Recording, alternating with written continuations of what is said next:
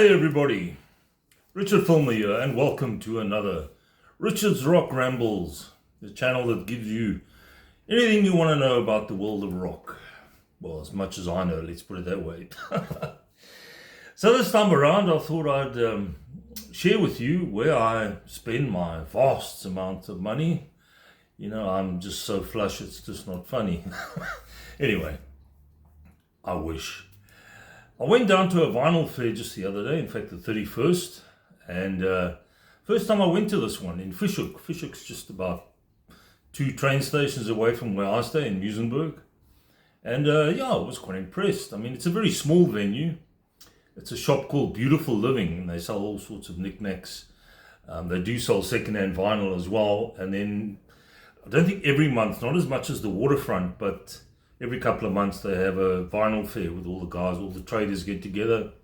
So I thought, what the hell, let me go down and have a look. One of my good friends, Peter de Wit, he's also a trader. He was a long-time colleague of mine at Musica many years ago, back in my working days. And he also had a stall there, so I thought, okay, let me go check out what Peter's got and the rest of the guys.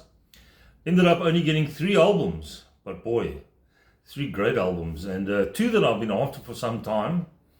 The one I wasn't aware of, that it had been re-released on vinyl, and it's actually a triple album. So essentially I got 6 records, really, if you want to be technical about it. So yeah, that's what I'm going to be chatting about, my vinyl purchases just the other day. So let's get stuck in, shall we? First off, the debut album from Journey. Now this is Journey, who were very different from what they would become with Steve Perry, you know, very radio friendly, lots of hits. Steve Perry with his incredible voice. But before that, they made 3 albums, which was very much in the sort of jazz rock fusion line, even a bit of prog thrown in as well. So I've got one of them, I've got the second one, and I've been after this self-titled debut for some time. There we go, Journey, simply called Journey, and there's the guys in, I'm not too sure what that's supposed to be, space or something. And there we go, that's the back picture. Is there anything inside? Yes, there is. There's the lyrics, and who plays what and where. And there they are. Believe it or not, that's Neil Schon, yes, when he had an afro back in the day.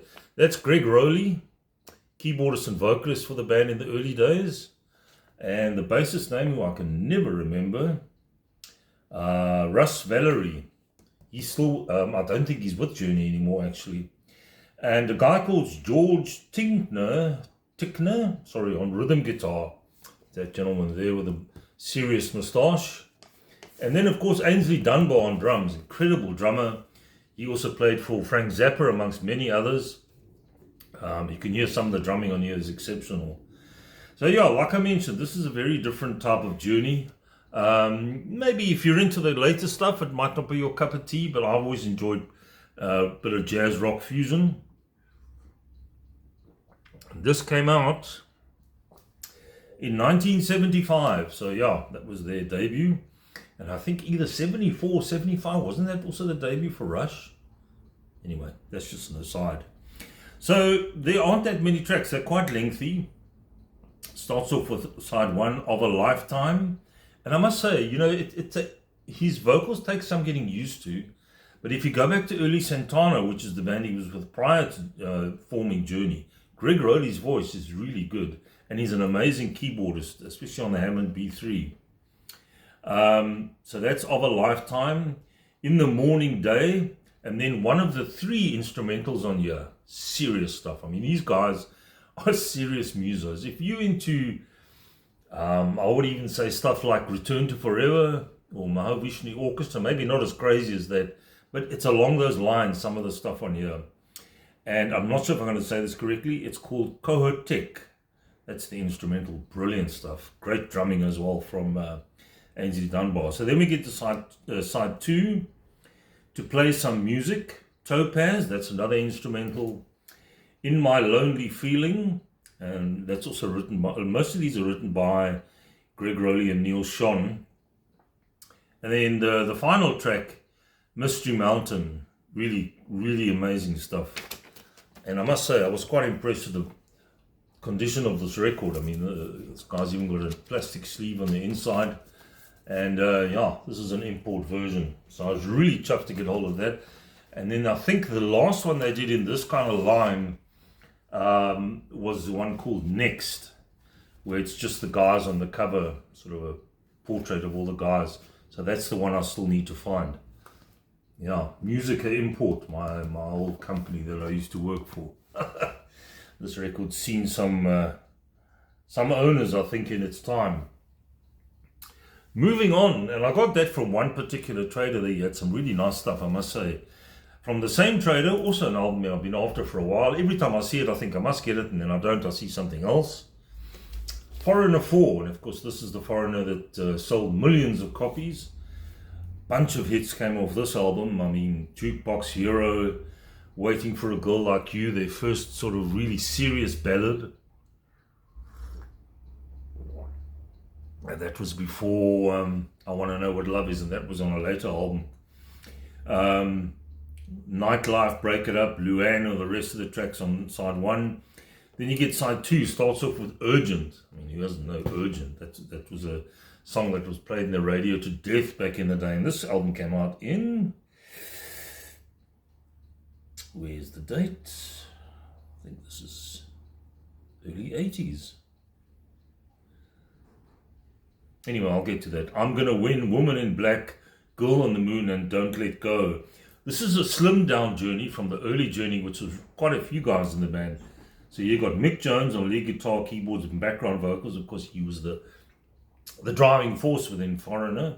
Lou Gramm, the original singer, amazing singer, lead vocals and percussion. Dennis Elliott on drums and background vocals, and then Rick Wills on bass guitar and background vocals. And Rick Wills, and funnily enough, actually appears on the very first David Gilmour solo album from 1978. So he had been around. And there's a few other guys on different things. Thomas Dolby's on here on synthesizers. Hugh McCracken on slide guitar and Girl on the Moon. Let me just see if I can get a date for this. Pretty sure this was...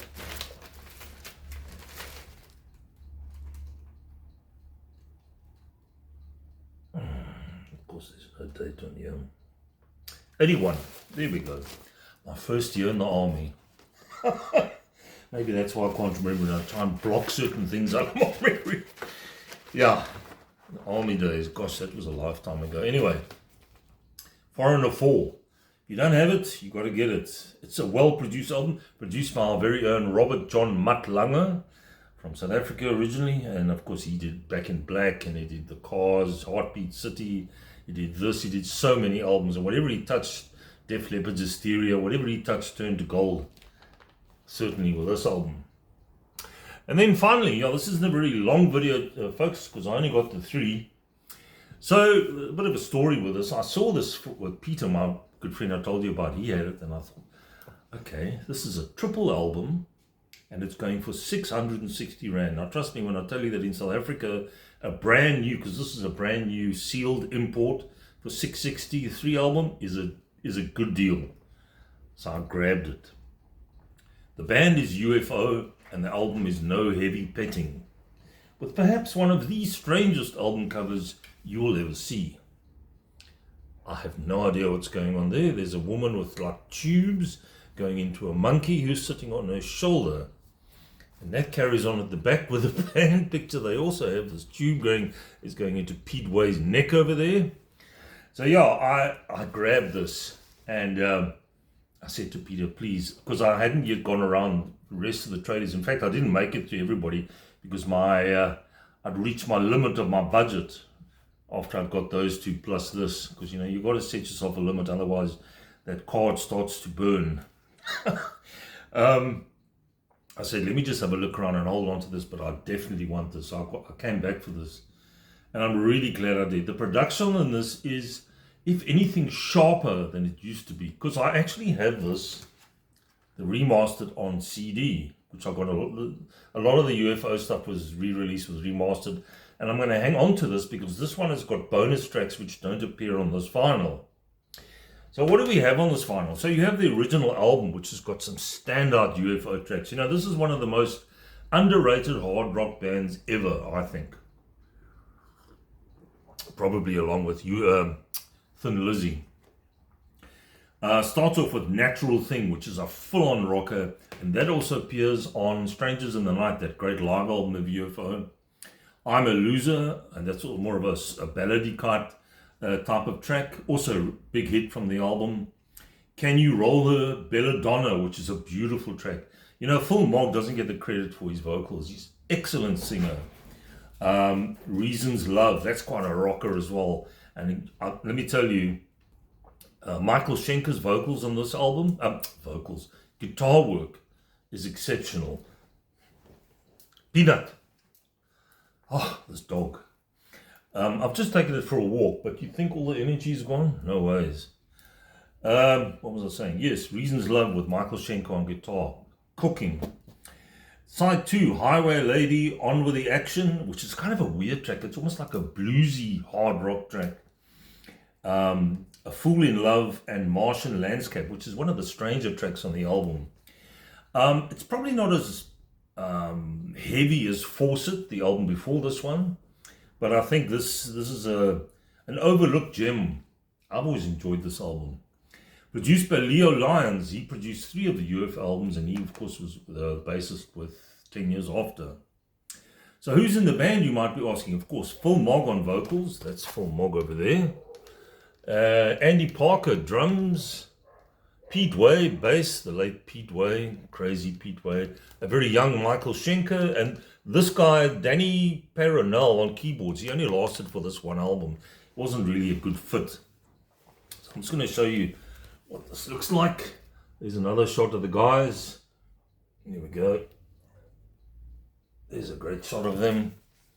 And it's a triple album, first new triple album I bought for many a year, I think. And there's the rest. There's another shot of the guys with the seriously high waist and tight pants. And it just tells you the whole story. And what I do like as well is the record itself comes with these sort of original master tape covers. So this is in the studio. It's just quite interesting to read what's written on here. And then all 3 of them are this lovely clear vinyl. And of course they were released on the Chrysalis label back then. See me there? Yes. Yeah, so I was really happy to get this. And finally, before I sign off or sod off and sort out this dog, I thought to myself, I knew I had this.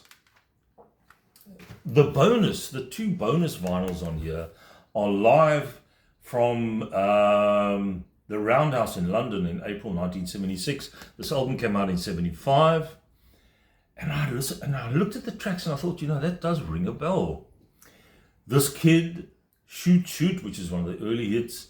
Rock Bottom, classic if you know your UFO. Come On Everybody, which is an old rock and roll Eddie Cochran track. And then Boogie for George, which actually features on their very first album, when UFO were more of a psychedelic rock band. And I thought, I recognize those tracks. So I actually have them, but I'm glad I got the vinyl. And I have it as part of this box set. UFO's official bootleg box set, 1975 to 1982. And there we go, live at the Roundhouse in London, all 12 tracks, which appear on this vinyl as well. So I've actually broken my rule, my golden rule of not buying a vinyl if I have the CD, and I forgot about that.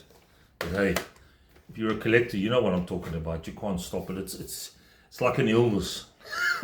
We're doomed to buy records. Right, so that's me, folks. Not many records, but what I did get, really happy with. There is another one, I think, happening at the waterfront, but I'm going to have to give that a miss because, you know, the old finances have now been exhausted, if you like. So I'll probably, I know this one in Hoek, which is closer to home for me. They don't do it as often as the waterfront. I think their next one is going to be in October, November. So I'll see how things go. Maybe I'll just wait until that one happens and then check what they have. Thanks for watching, guys. And please, down below, let me know if you've got any of these albums. In particular, the UFO triple album, which I think is really great. It's worthwhile spending a few extra bucks for that. And yeah, just let me know how things are going. It's winter here. We've actually got some sun today, but the wind has been pumping here like for 2 days now. Southeast is blowing like crazy. I just hope no more of my walls are going to fall down, because that has cost me a little bit of money. But anyway, it's the weather. We can't do much about it. I think there's some rain forecast as well in the next couple of days. Take it easy, guys. Next one around, I think I'm probably just going to do a what I've been listening to of late, besides these 3 that I just bought. Take it easy, and I'll catch you soon. Bye-bye.